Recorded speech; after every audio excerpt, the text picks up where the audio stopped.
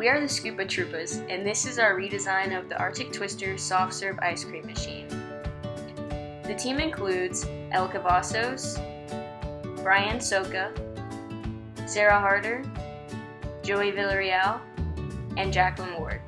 We will walk through our redesign process starting with the customer needs analysis, followed by the reverse engineering, redesign concept generation, and parametric redesign efforts. The Arctic Twister is a machine that allows consumers to turn their store-bought ice cream into soft-serve ice cream.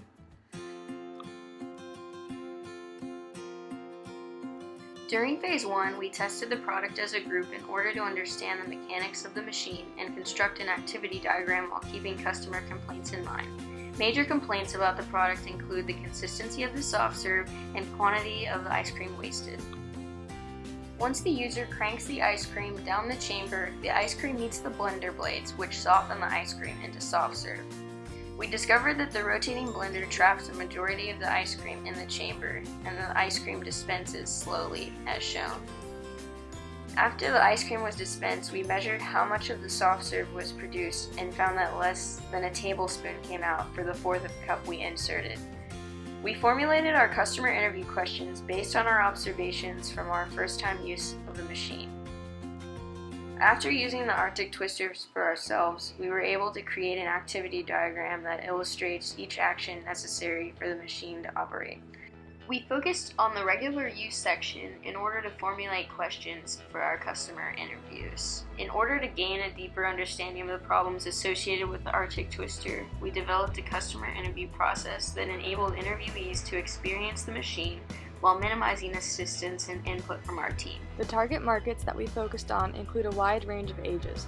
The primary groups we selected are families with children, young adults and college students, people who entertain frequently, and grandparents. We discovered that our customers had the most difficult time with the lid and crank lever mechanism. The main difficulty seemed to be lining up the lid and plunger in the correct position after inserting the ice cream. Then, once the customer lined up the lid correctly, they completely ignored the crank and would push the plunger with their hands because that felt more natural and effective to them. We asked the customers to comment on the quality and quantity of the wasted ice cream because this is the main function and the greatest area of concern for improvement. Is this going to come out or is it going to stay in there? So I got a half a cone out of 2 scoops. Would comment on, like, did you think that was the amount that was going to come out?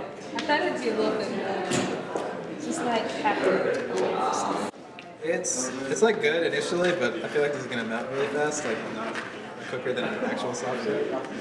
You know, it's pretty watery. With this customer feedback in mind, we proceeded with the reverse engineering of our product. Further examination of the interior provided little information on why there was such a large quantity of waste ice cream present after use. We did, however, discover the complexity of the systems, especially within the crank mechanism. The crank system houses multiple moving parts, which include a torsional spring, a pinning rod, a lever arm, screws, and the crank arm itself. With a better understanding of the inner workings of the machine and the components within, we proceeded to Phase 2 to begin concept generation.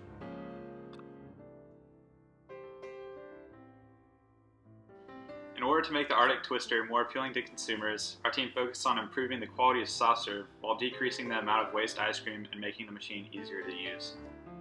In order to improve the operation of the Arctic Twister, our group created functional concept variants. We decided to focus potential redesign efforts on the mixing and dispensing processes of the machine.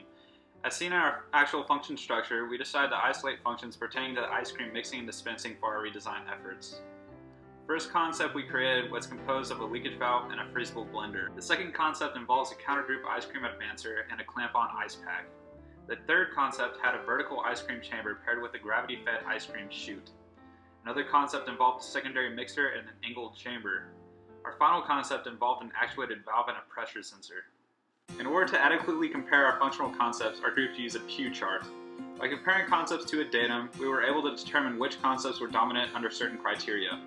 After 2 rounds of the pew chart analysis, we were able to determine that the concept with the incorporated counter-group ice cream advancer and the clamp-on ice packs was best suited for our needs. Because of the design, we felt that the concept would smoothly translate the ice cream while keeping it cool simultaneously. Our final concept was influenced by certain aspects of our 6-4-2 rounds. The clip-on ice pack structure was made to insulate the ice cream chamber while keeping the inside of the chamber cool. When developing our low-resolution prototype, our group focused solely on modeling how the counter groove system would work. Using a user-activated system, the counter groove translates towards the nozzle, which clears the remaining ice cream from the chamber. The counter groove then retracts back into the machine automatically, as shown by the spring. Although our low-resolution prototype clearly demonstrated the concept that we were trying to prove, it became clear to us that with our time and budget constraints, it was not a feasible redesign for our functional prototype. We revisited our brainstorming techniques and came up with a more feasible way to reduce the quantity of ice cream stuck in the blender components. Using design by analogy, we decided that adding a texture to the blender, similar to that of a golf ball, may change the flow of the ice cream enough to reduce the amount that sticks to the blender. We also realized that reducing the depths of the grooves of the blender could possibly reduce the amount of ice cream that can fit into the grooves.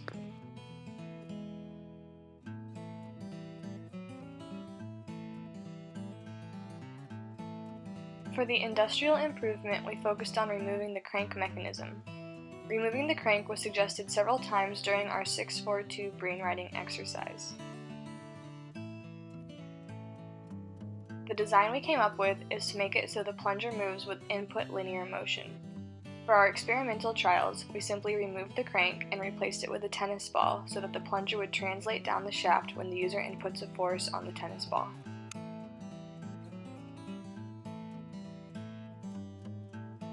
To reduce the quantity of wasted ice cream, we modified the blender component.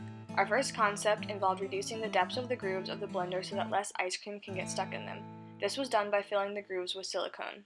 The second concept involved adding a texture to the surface of the blender. This was done with adhesive dots. In order to improve the consistency of the soft serve, we determined that the interior of the chamber needs to stay colder during use.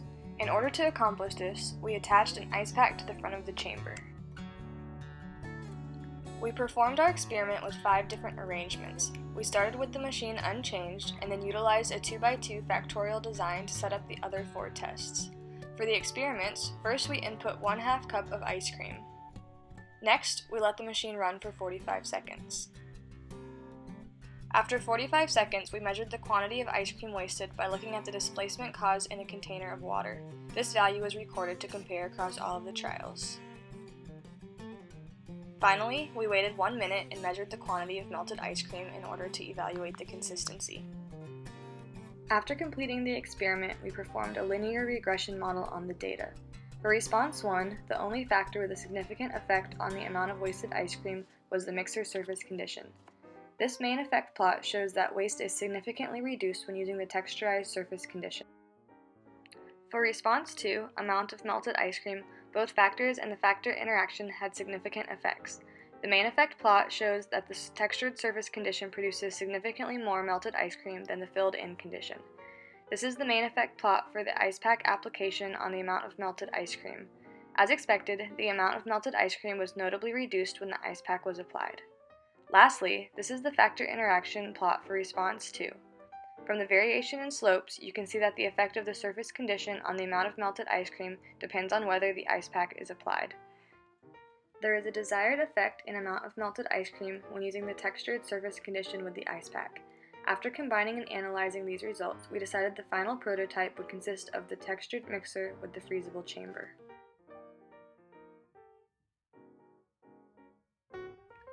For our final industrial prototype, we 3D modeled and printed a better handle for the plunger, which translates the ice cream down the shaft.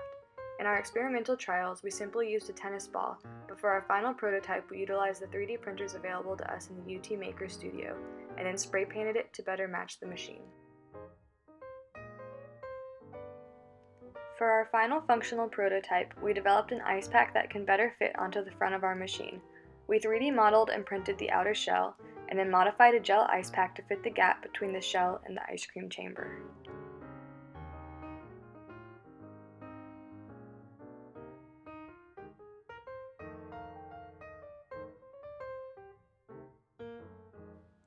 Ideally, the ice pack structure would easily snap on and off of the machine for ease of use and so that the entire chamber does not have to be placed into the freezer, but we believe this prototype is a good proof of concept.